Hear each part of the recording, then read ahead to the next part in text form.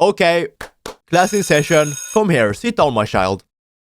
Polygamy, the practice or custom of having more than one wife or husband at the same time. A way of living that has been banned in most countries and is widely looked down upon in almost all situations from an outside perspective. This is no different when it comes to the land of the rising sun, Japan, where polygamy is illegal. But just as many other concepts that are seen as extremely controversial, the Japanese media likes to experiment and produce pieces of fiction that can fulfill those distant desires.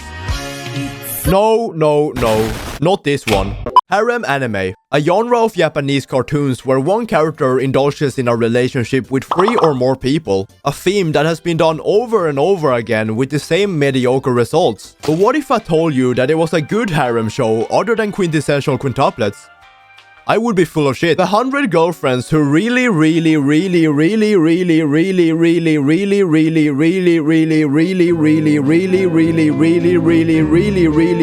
love you is a show who takes the harem genre to the absolute max.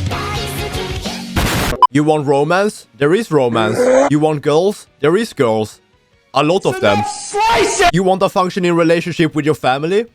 Sorry, I can't help you with that. Everything I would ever want in my wholesome high school romance. Yo, where's my shotgun? Aisho Rentaro, a man who suffers from the disease known as zero hose. A case so bad that he has been rejected 100 times before the age of being able to walk. A truly relatable character. Meanwhile, we have Mr. I swear I'm a boy character over here just digging into my man while he's already down. Anyways, to gain some kind of amount of risk, he turns to the only logical place. God. Oh, there he is. So it turns out he already got this shit covered by giving him 100 soulmates.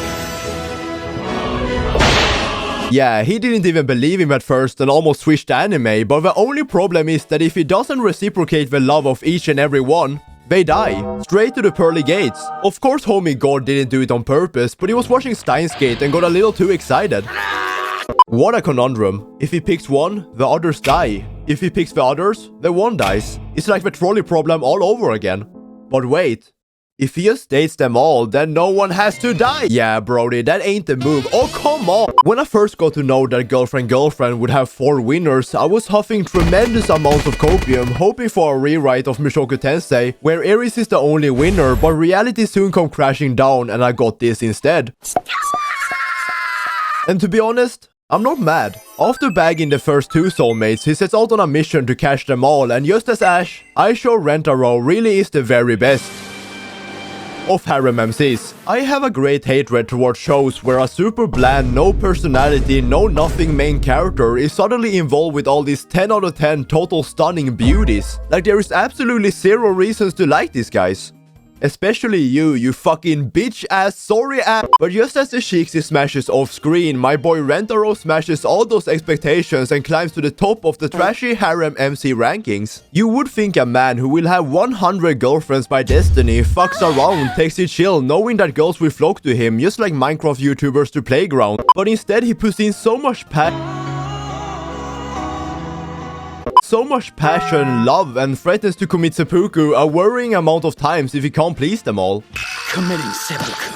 And it's not yarring like homeboy over here who has a constant 200% volume, but you rather see how much he cares for these girls, making sure no one is left out. He's a better man than me, because with this behavior, I will let this guy take her in a heartbeat.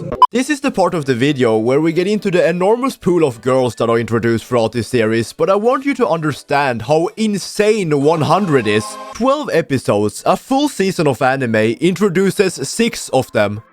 6! If we do some quick math, that would mean it would take around 200 episodes for every girl to be introduced, which is about 4,800 minutes or 80 hours of content. The concept is so insane when you actually look at the numbers, because every girl has a different personality, backstory, and is made with great care for the story and plot. There are no pushovers to speed up the process, which is a commendable thing to do, but also the definition of insanity. Let's talk about the first 6 who made a cut for the first season. Just as everything else in this show, the girls are also the most stereotypical dere types but cranked to the absolute max. Trim your eyebrows, dog. I beg. Want a tsundere? Boom. Max tsundere. Want a aerodere? Boom. Max aerodere. Each stereotype is taken to such a ridiculous length that we went from cute to just ridiculous to just ridiculously cute. And it's just because the girls are so vastly different that this show works at all. If we put 100 Hakaris instead, this would just be your average D-tier hentai, and if you put 100 Karanes, we would have the next big battle royale.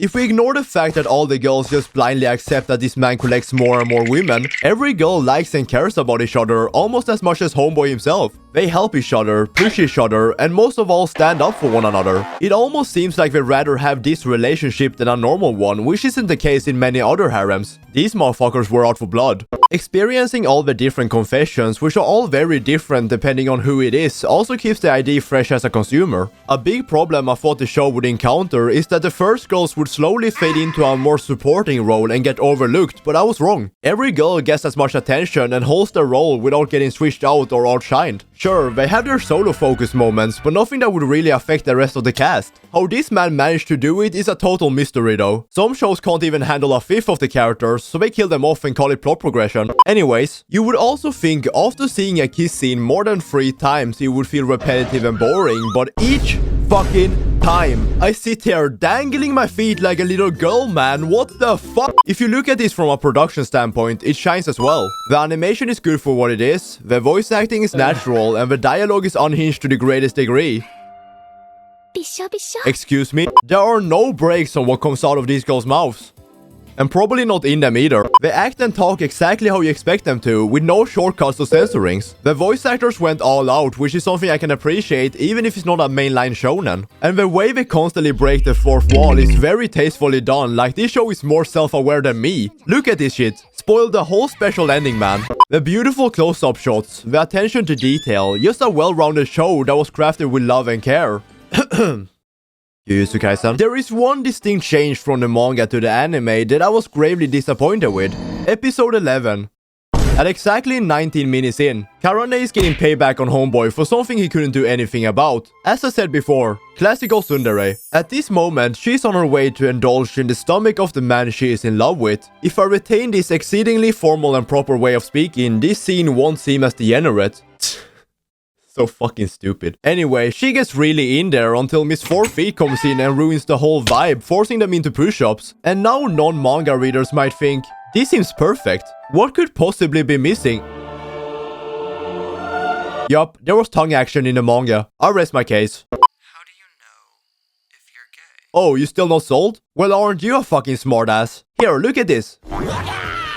Glad to have you on board. This show is not only on serious goofiness. There are some serious scenes which almost annoyed me because 10 seconds ago you were rizzing up her mom, dog. I have said many times over on my Twitter at SANIVT_ how romance anime this year has been absolute trash with some exceptions. So I'm both happy and conflicted that a harem show of all would crown itself as the best romance of 2023. I don't know if I want to accept this. Thanks for watching, appreciate it as always. Don't forget to check out the Twitter and Discord in the bio, and have a good year, and yeah, see ya.